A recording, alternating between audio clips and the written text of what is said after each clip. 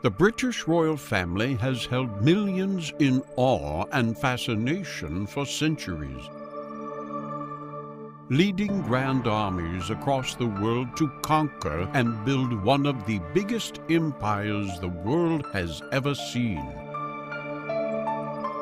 Political dealings and religious clashes all make up the rich history of this ancient institution.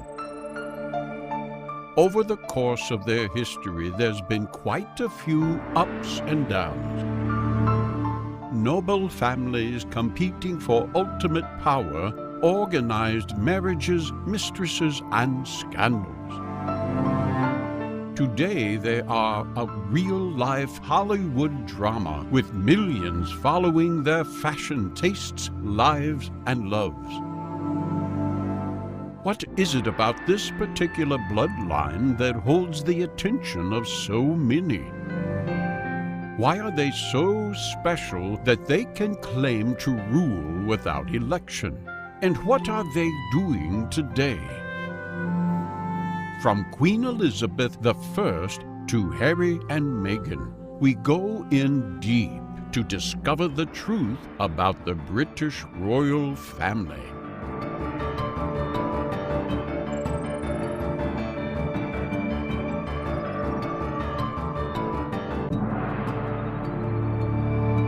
From grand pageants to war for land, from the fascinated media and public to secret dealings and marriages with Hollywood celebrities, the royal family of the United Kingdom has held us spellbound for centuries. Today, their every statement and action is monitored and reported on to the masses. But it wasn't always this way. The origins and evolution of the royal family is an amazing tale of tears and bloodshed.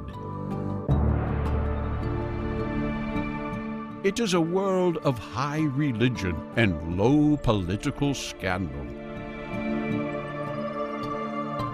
It is a story with more intrigue and drama than any Hollywood blockbuster and has been told and retold. And yet, the whole royal system and history is a confusing world that most people, including the English, simply don't understand.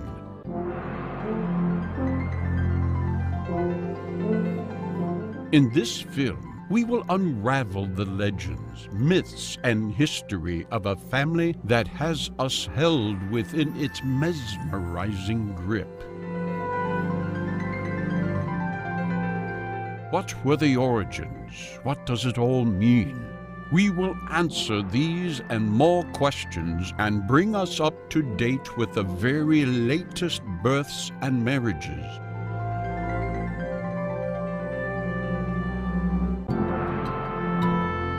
From the royal romances of Prince William and Kate Middleton to the Prince Harry and Hollywood star Meghan Markle, it's time to enter the land of royalty.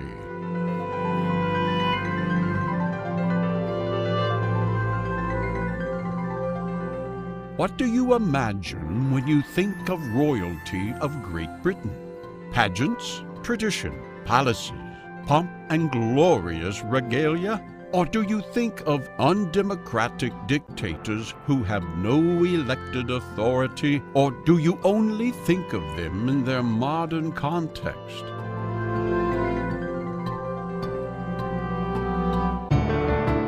Or do you see a long line of monarchs stretching back to King Arthur and beyond?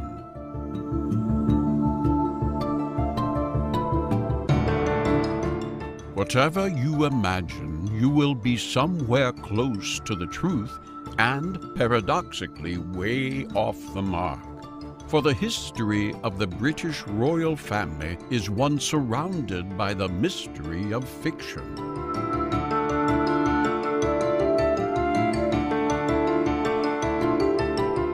Created lineages, rebranding, and the ups and downs of a very real human experience.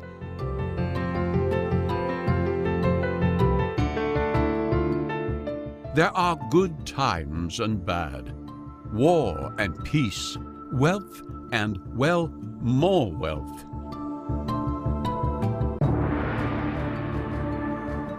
They have gone from total power to almost figurehead status, and yet millions of people still see something special, almost superhuman in them.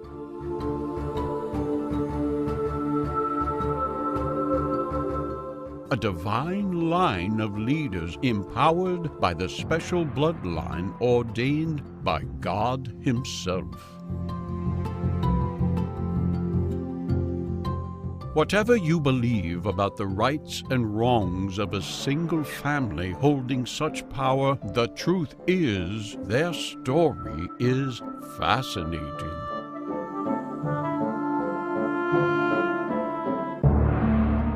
We can only start at the beginning, and this is where the United England first emerged from the warring factions of the many minor kingdoms of a dark age.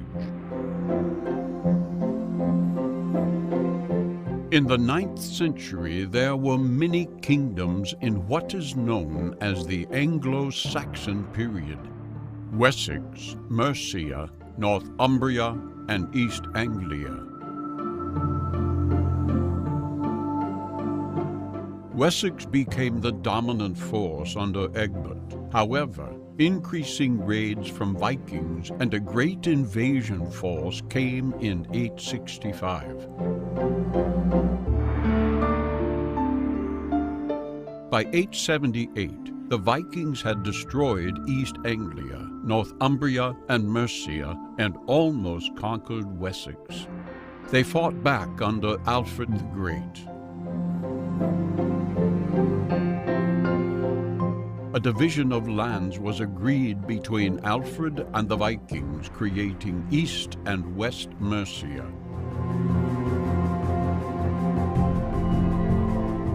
New Viking attacks came and various battles ensued until eventually a united England emerged.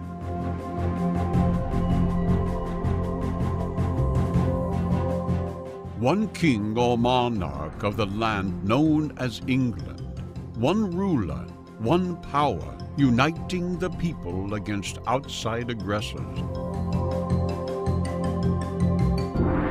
And yet it can all appear very confusing to the outsider. Great Britain, England, Wales, Scotland. Are these all countries, nations? What is this all about?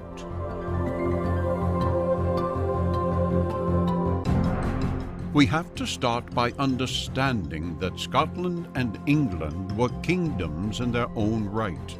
Wales, having been subjugated on and off, was a principality. This simply means it was forced to have a prince, not a king.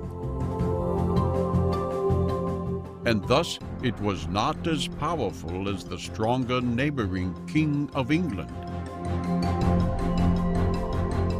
However, before England itself had a king, it was in fact made up by a number of smaller kingdoms, such as Mercia. In simple terms, England, Scotland, and Wales were separate countries and united under the monarch. They are called Britain. The United Kingdom now also includes Northern Ireland. The monarchy of England began with the work of King Alfred the Great in the 9th century. Then it all changed in 1707 under Queen Anne, when England united with Scotland and formed what is now known as Great Britain. From then on, the monarchs were no longer kings and queens of just England, but of Britain. In the meantime, the Principality of Wales had been incorporated into the Kingdom of England in the 13th century, with the firstborn male heir always taking the role of the Prince of Wales until becoming king himself. This ties the two lands together in blood.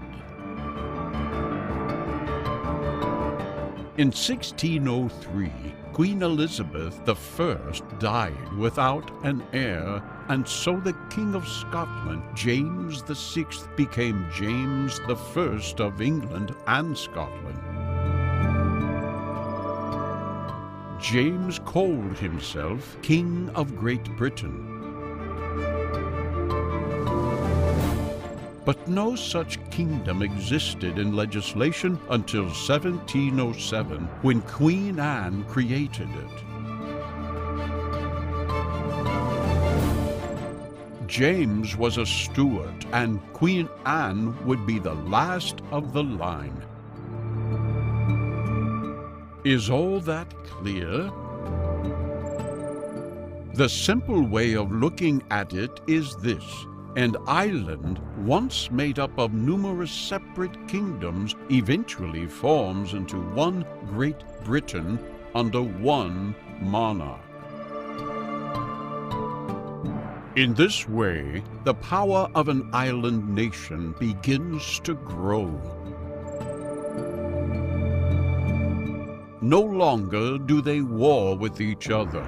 No longer can outsiders pick off sections of land for themselves. No longer does that old-fashioned system known as feudalism exist. Instead, a united front is shown to prospective invaders. Indeed, wealth grows and establishes the British to reach out into the world to begin an empire. This would not have been possible in a divided land. It was essential if Britain was to stand against the world, and some would say that the constant invasion of the islands forced the people to come together.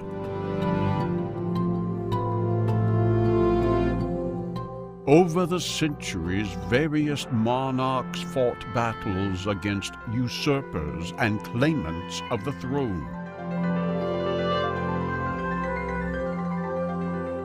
Lancaster against York in the War of the Roses tipped the balance of power, as did numerous other occasions. In the 17th century, religion, hard times, and increased education forced a public revolt in the Civil War, and a king lost his head. The beheading of Charles I scared the hell out of many people, and the following darkness forced Parliament to beg Charles II to come back to the throne. Never again would revolution occur in these lands. In 1714, the Queen of Great Britain, Queen Anne, died without children. She had been a Catholic, and by this time the British Parliament had no taste for them any longer. They chose the Hanoverians as the successors via the line of the daughter of James I. George I came to the throne, the son of Sophia of Hanover. He was followed by George II, III and IV, who were then followed by William IV. And now we begin to emerge into the modern era with the granddaughter of George III, Queen Victoria.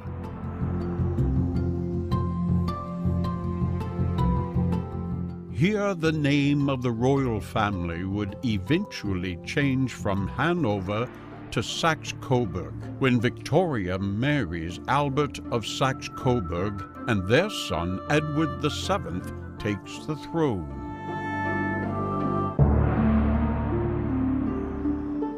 As can be seen by the names, the monarchs of Great Britain were in fact part of a much wider European system of marriages between specific powerful families.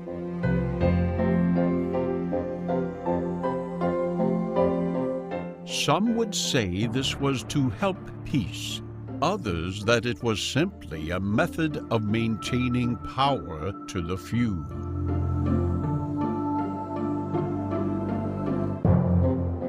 The true modern era of the British royalty was now about to begin with George V, heir of Edward VII.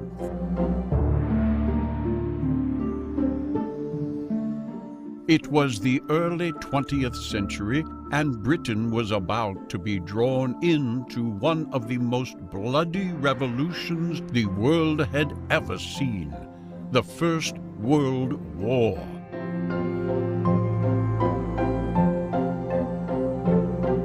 George married Mary of Teck, a German name for a lady of German descent.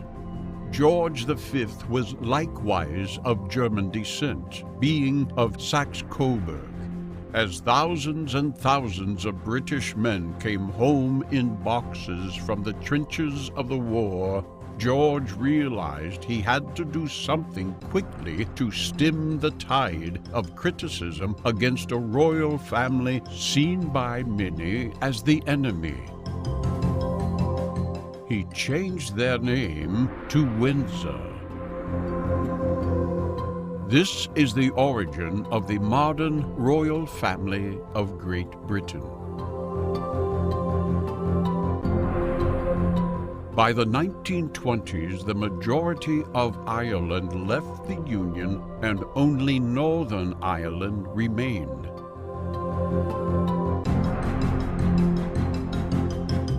The empire divided into self-governing countries and became a commonwealth of nations under the monarchy.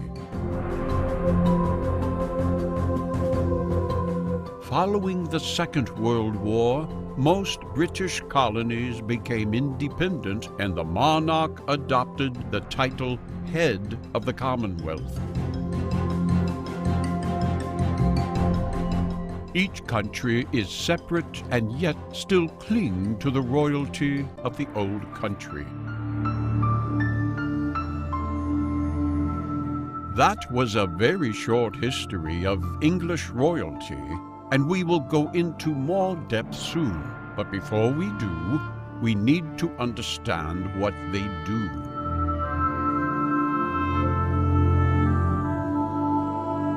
So what real powers do the modern monarchs of Great Britain still hold?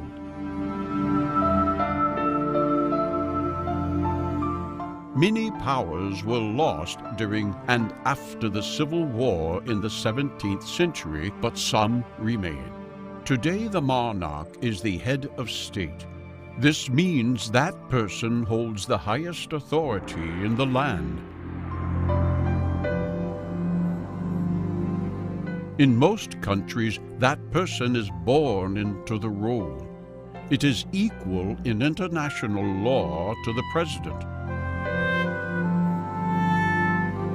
However, in Great Britain, many of the powers are reduced. The head of state is seen on the banknotes, stamps, and coinage, and the British national anthem is God Save the Queen or King. There is only a minor role in actual government of the land. In law, the monarch delegates power to the elected government who do their work in the name of the crown. The monarch gives power to the hands of the elected members of Parliament in the House of Commons and the selected lords in the House of Lords. The Prime Minister of the House of Commons forms a cabinet otherwise known as the Privy Council. They direct the armed forces, civil service, police, diplomatic, and secret services. In fact, there are still some secret reports that the monarch sees before the Prime Minister himself. The courts of law are by constitution separate from the government. The religion of the land, the Church of England, has the monarch at its head. The monarch appoints many roles in government, including that of the Prime Minister elected by the people. Theoretically, the monarch could refuse to appoint the elected party leader. It is an unwritten convention that the monarch must appoint the individual who commands the majority of members in the House of Commons. The Prime Minister must attend the sovereign and is appointed to the role by the kisses of hands. No other formal gesture is required. Before a change in law in 2011, the Queen had the power to dissolve Parliament and call fresh elections. There is a rule known as the royal prerogative. These are rules of convention where the monarch acts according to the advice from the Privy Council or Prime Minister. Every week, the Prime Minister and the monarch hold a meeting whereby decisions are made. There are no records of the meetings, which are held in secret. The monarch can give advice but cannot make decisions. The powers include the appointment or dismissal of ministers, regulate the civil service, issue passports, make peace, make war, direct the military, and negotiate international treaties. The monarch is the commander-in-chief of the armed forces. Accredits ambassadors, receives diplomats from other nations, and summons Parliament. Before any law is brought into action, it must be approved by the monarch, known as royal assent. It is the role of the monarch to issue honors such as knighthoods, which are mostly granted by the Prime Minister, but some are granted personally by the monarch.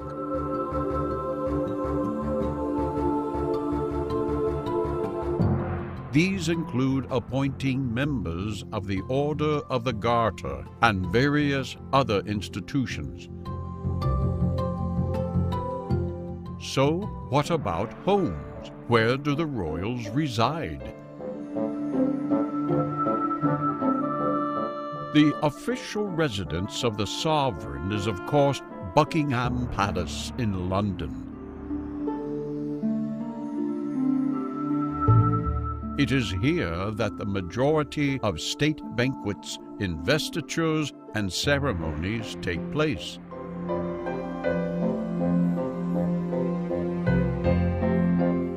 In addition to this, there is Windsor Castle, the largest occupied castle in the world.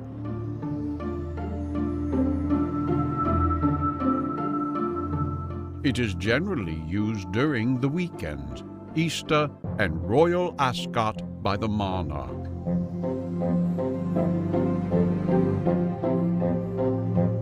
In Scotland, the official residence is known as the Palace of Holyrood House. Historically, the Palace of Westminster and even the Tower of London were the main residences of English monarchs until Henry VIII acquired the Palace of Whitehall. Unfortunately, it was destroyed in the fire in 1698, and the royal residency moved to St. James's Palace. Buckingham Palace became the official residence in 1837. There are other palaces such as Clarence House and Kensington Palace, which are held for future rulers and cannot be sold. The monarch also privately owns Sandringham House in Norfolk and Balmoral Castle in Scotland. So how did we get to this point in history? How did we arrive at the modern British royal family? Where did they come from? By the 9th century, the land had been raided and settled by the Vikings. Emerging as a dominant force was the Anglo-Saxon kingdom of Wessex. Wessex was secured by Alfred the Great, who also dominated Mercia and thereby assumed the title of King of the English. However, it was his son Aethelstan who was to be the first true ruler over a united England.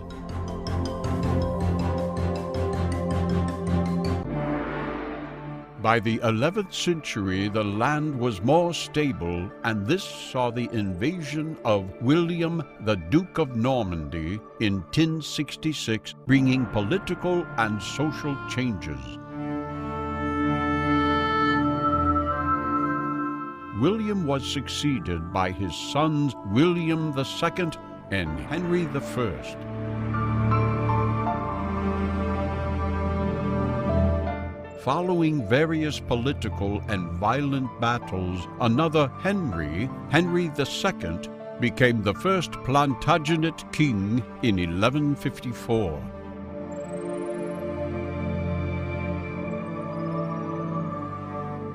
Much of the Plantagenet family reign was marred by conflicts between the monarchy and the nobility. In 1215, King John, the descendant of William the Conqueror, was to face one of the biggest challenges from nobility. He was forced to sign the Magna Carta, or Greater Charter, which guaranteed the rights and liberties of the nobility. Two nobility-led wars followed, the second being against John's son, Henry III. The royals won this time. Henry's son, Edward I, came to the throne. He was very strong-willed and maintained royal power and conquered Wales. His son, Edward II, then proceeded to lose many royal powers to the nobility. In 1327, he was deposed and murdered by his wife. His son Edward III came to the throne and started a 100-year war with the French.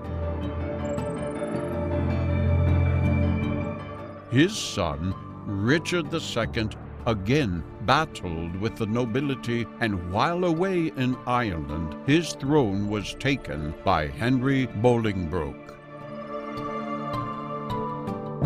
Richard was deposed, imprisoned, and murdered.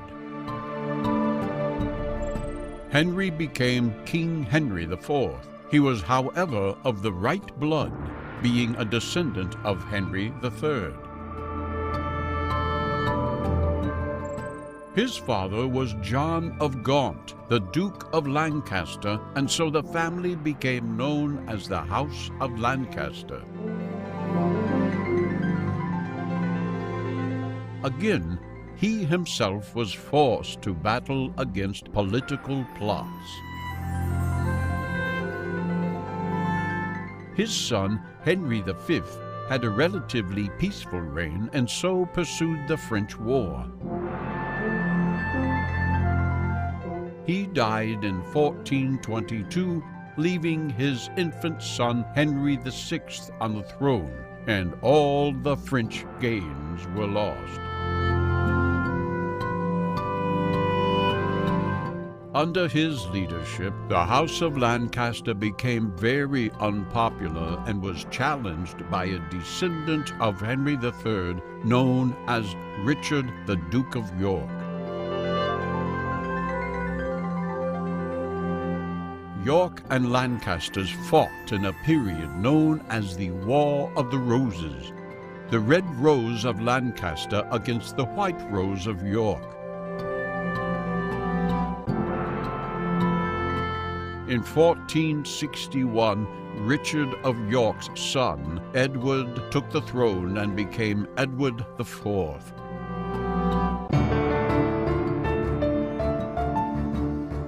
The wars continued during the reigns of Edward V, and Richard III and the Lancasters finally won.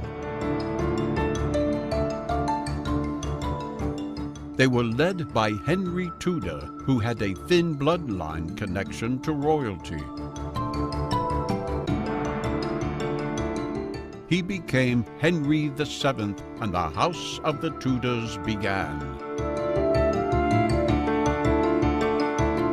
He solidified the royal link by marrying Elizabeth of York, a true heir to the throne.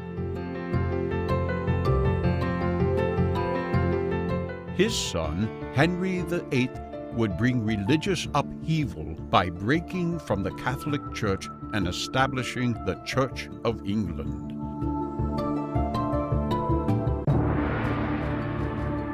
In 1553, Henry's son died early, designating Lady Jane Grey as his heir.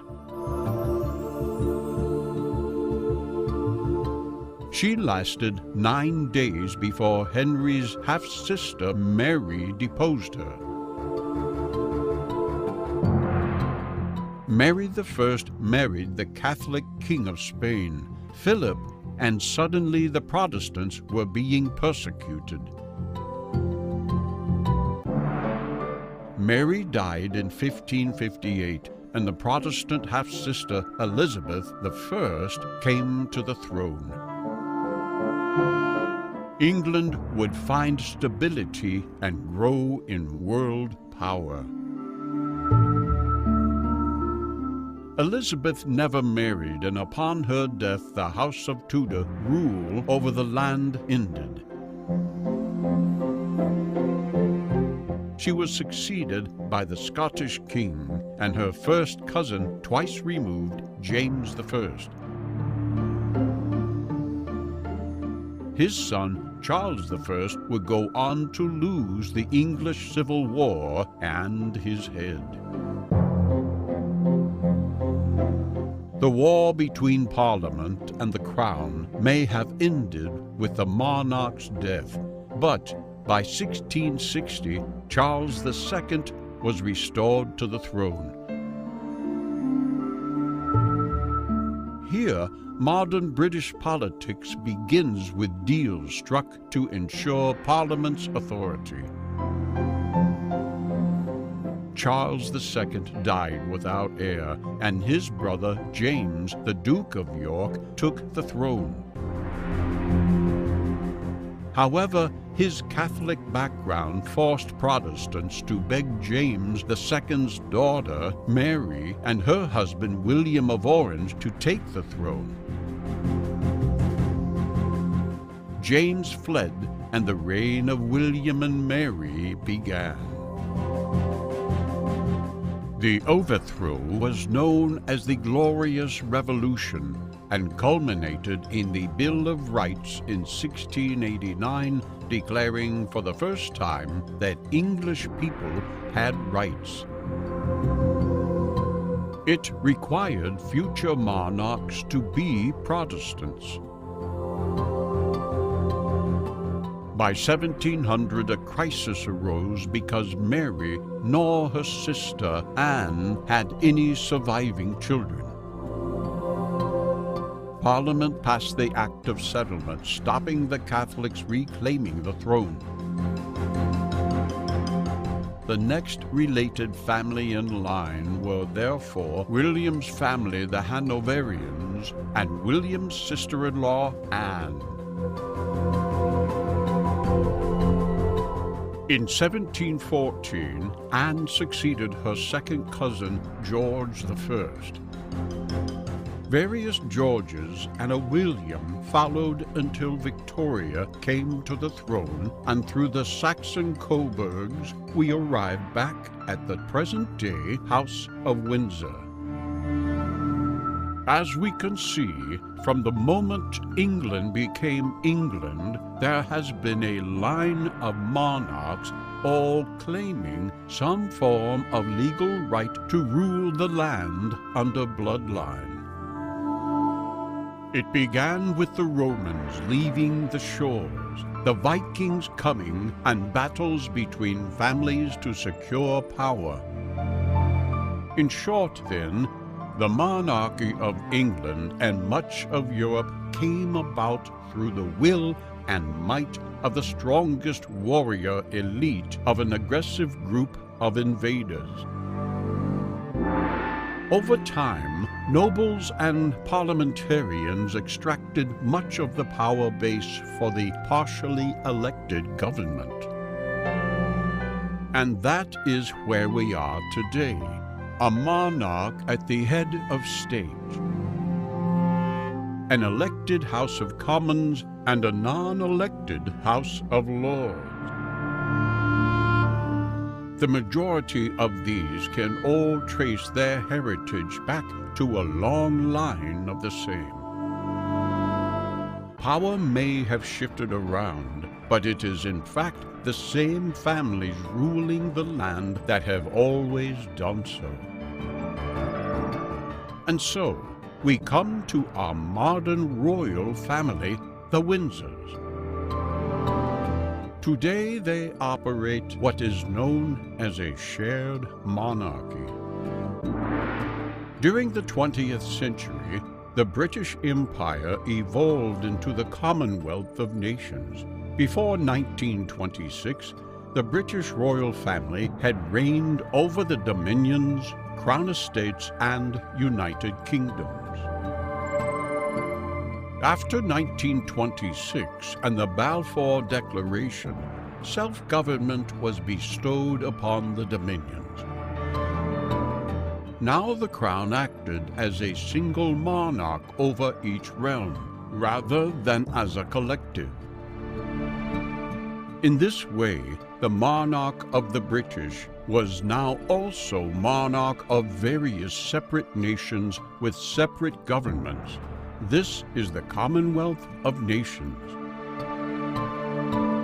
In 1936, George V died and was followed by Edward VIII. This was to become a short-lived reign of scandal. Edward announced his desire to marry the American divorcee and socialite Wallis Simpson. As the head of the Church of England, which opposed the marriages of divorcees, this caused a major problem. Edward abdicated and his brother George VI came to the throne.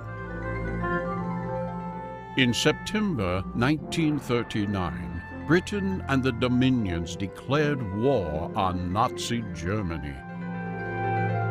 Despite the frequent bombing raids, the king and his wife, known as the Queen Consort, remained at Buckingham Palace. On the 13th September 1940, 2 bombs exploded in the courtyard of the palace, and it is said they narrowly missed death. The Queen said, "I am glad we have been bombed. It makes me feel we can look the East End in the face." The royal family were even subject to the same rationing as the ordinary people. It is said that George developed the closest personal relationship in modern British history with the Prime Minister, Winston Churchill. Every Tuesday, they would meet to discuss the war in secret. Throughout the entire war, the King and Queen made morale-boosting visits throughout the United Kingdom, visiting bomb sites and munitions factories, and in the King's case, visiting military forces abroad. He visited France, North Africa, Malta, Normandy, and southern Italy. They became a symbol of British resistance and were held in high esteem. In January 1946, George addressed the United Nations at their first assembly in London and reaffirmed our faith in the equal rights of men and women and of nations great and small. Following the war, England's empire was truly crumbling, and George became King of India instead of Emperor. But by 1950, India became a republic, and even this changed. Now, the British monarchy was to become the head of the Commonwealth, covering those republic nations that desired no monarchy. There is no longer any power in the title. It is simply for ceremonial purposes and figurative. The heir to the throne, Princess Elizabeth, married her second cousin once removed, Philip Mountbatten, in 1947. Philip had been a prince of Greece and Denmark. His name, Mountbatten, was an adopted title due to his real titles, such as Oldenburg, sounding too German. However, even Mountbatten derives from Battenberg, a small town in Germany. Elizabeth became queen in 1952, and it was suggested she took the name of the House of Mountbatten. However, when her grandmother, Queen Mary, heard of the suggestion, she had words with the Prime Minister, and so the name House of Windsor remained.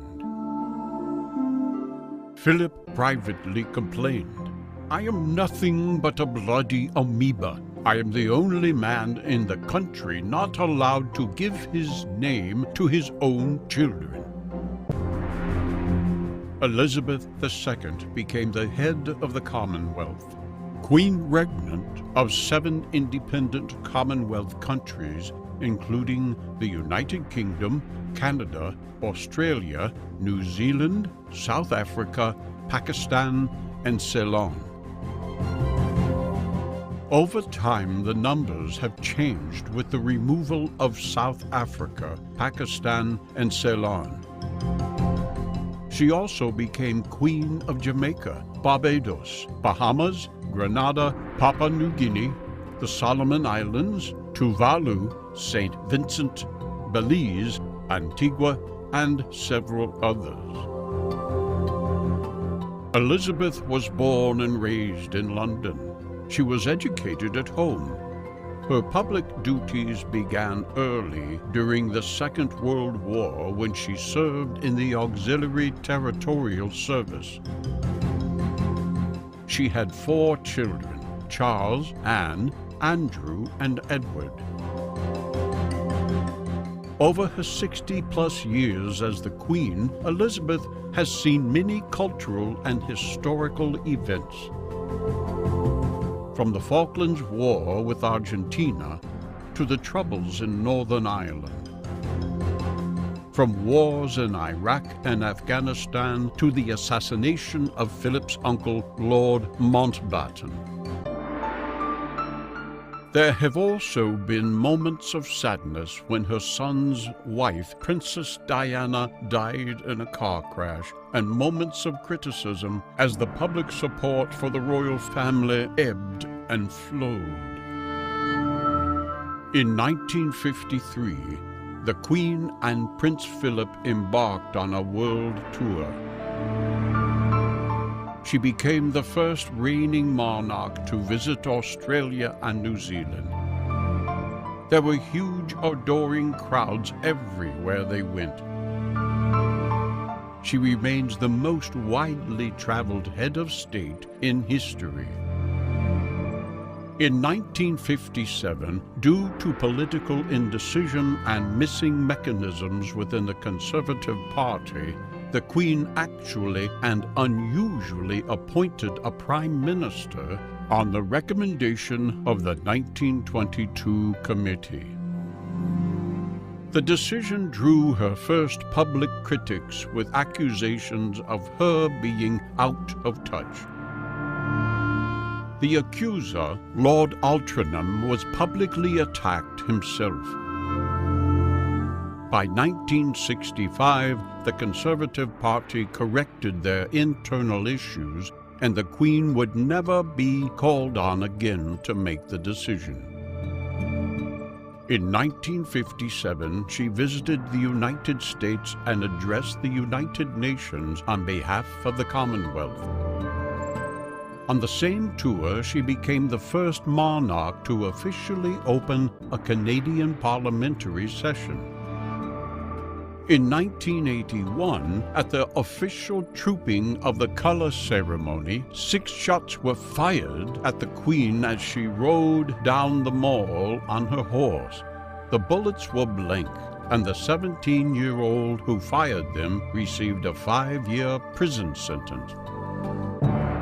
In 1982, the Queen, as the head of armed forces, saw her son Andrew go off to war against the Argentinians in the Falklands War. In that same year, she awoke in her bedroom at Buckingham Palace to find an intruder stood beside her. For 7 long minutes, the Queen sat and spoke calmly with him before the police arrived. In 1992, the Queen's son, Prince Andrew, and his wife, Sarah, divorced. Quickly afterwards, her daughter, Prince Anne, divorced her husband, Captain Mark Phillips. In a state visit to Germany, demonstrators threw eggs at the Queen. Windsor Castle was set ablaze and suffered terrible fire damage. Growing press scrutiny of royal finances and lifestyles were coming to a head. And then, as if the year couldn't get any worse, her son Prince Charles and his wife Diana formally separated. She said in her Christmas speech that it had been a horrible year. In 1995, the Queen advised Charles and Diana to divorce. A year later, the divorce took place. A year after that, Diana was killed in a car crash. The failure to fly the flag at half-mast and the family's seclusion from the public gaze caused public anger. A day before Diana's funeral, the Queen held a live broadcast and spoke to her people. Anger subsided. In 2002, the Queen marked her Golden Jubilee and the nation celebrated. But darkness came again as the Queen Mother and her sister died. Nevertheless, Elizabeth embarked on a tour of her realms. In 2011, the Queen once again visited Australia. The press called it her farewell tour. The next in line to the throne is Prince Charles, the Prince of Wales. Charles was born in 1948 at Buckingham Palace. Using water from the River Jordan, he was baptized by the Archbishop of Canterbury. His various titles as Prince of Wales include the Duke of Cornwall, Earl of Chester, Duke of Rothesay, Earl of Carrick, Baron of Renfrew, Lord of the Isles, and Prince and Great Steward of Scotland. By tradition, Charles served in the Royal Air Force and Navy. Interest in the prince's love affairs were as intense as they had been in any century. His great-uncle, Lord Mountbatten, advised him to have as many affairs as he could before settling down. Charles seems to have followed the advice, and a number of suitors came and went. One of those suitors was Sarah Spencer in 1977. While visiting her house, he also met her younger sister, Diana. Something seems to have happened to spark an interest, and Diana was accompanying Charles to visits to Balmoral and Sandringham. The press became interested, and soon Charles was being advised to take things further. He proposed formally in February 1981, and they married in July. It was a marriage the world would see as fairy tale, and yet turned out to be a tragedy. They had 2 children, William and Harry, but problems soon set in. It was evident to most onlookers that the marriage was in difficulty, and then Diana revealed that Charles was having an affair with Camilla Parker Bowles. Scandal after scandal emerged, and in 1992, their official separation was announced by the Prime Minister. They divorced in 1996, and a year later, Diana died in a car crash. In 2005, Charles and Camilla announced their engagement and were later married. The succession to the throne today is governed by laws known as common law and statute. Common law is derived from examples and experience. Statute from laws created and written down in Parliament by the monarch and elsewhere. Under common law, the crown was inherited by the firstborn male. It was also governed by the Act of Union from 1800, which states that the descendant must derive from the line of Hanover and not be Roman Catholics or married to such.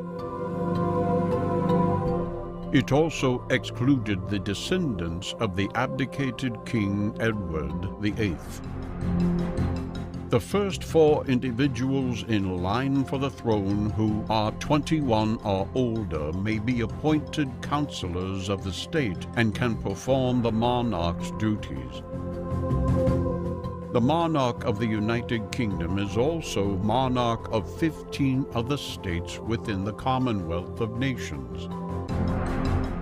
It is convention law that all 16 sovereign states must agree any alteration to the line of succession. This they did in 2011 when the law changed to include eldest females in the line of succession if born after 2011. It also allowed the monarch to be married to a Roman Catholic. Today, the royal family of the United Kingdom is known worldwide, often appearing like Hollywood A-listers. What they say, do, and even wear becomes tomorrow's news. Speculation on who killed Diana or when the monarchy will change hands is often news. And yet, just as it has always been, much of the news is controlled, edited, and fed to the public to maintain an air of regal superhuman status. Should we still have people born into positions of power in the 21st century? Does having such a figurehead really bring wealth and prosperity to the nation? Does it stop tourists visiting Paris when the royals were taken from power? Is it democratic? These questions and more will be around for as long as the royals, and regardless of your opinion or mine, they do give us a fascinating real-life soap opera. And we must mention the latest and possibly one of the most glamorous additions to the royal family, Meghan Markle. Today she is known as the Duchess of Sussex, but she was born Rachel Meghan Markle on the 4th of August, 1981. She is an American-born member of the British royal family, but before her marriage to Harry, she was a film and television actress. She was born and raised in Los Angeles, California, attending private schools in the Hollywood area. During her studies at Northwestern University in Illinois, from which she graduated in 2003 with a degree in theater and international studies, she began playing small roles in American television series and films. In 2011, she appeared in her best-known role as Rachel Zane on the American legal drama series Suits.